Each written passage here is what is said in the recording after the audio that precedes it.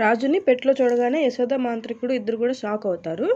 నాతో పాటే వచ్చాడు కదా ఈయన కూడా, ఇలాగ ఎలా జరిగింది ఇంతలోనే అని అనుకుంటుంది యశోద. మాంత్రికుడు వచ్చేసి ఇది చాలా ప్రమాదకరమైనది, రక్తదాహంతో రగిలిపోతున్న శకుచి దయ్యం అని చెప్తాడు.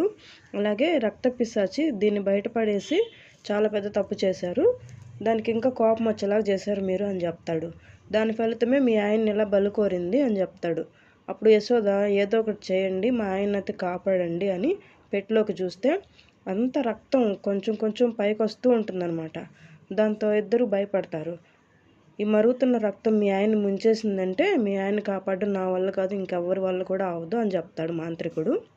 అంతటితోటి ఆ రక్త పిశాచి అయితే ఆగదు, ఈ ఊరినే మింగేస్తుంది. ఏం చేయాలనుకున్నా కూడా ఈ 2 గంటల ముందే చేయాలి, లేదంటే పరిస్థితి చేయి దాటిపోతుందని చెప్తాడు. మిగతా స్టోరీ అయితే నెక్స్ట్ వీడియోలో నేను చెప్తాను.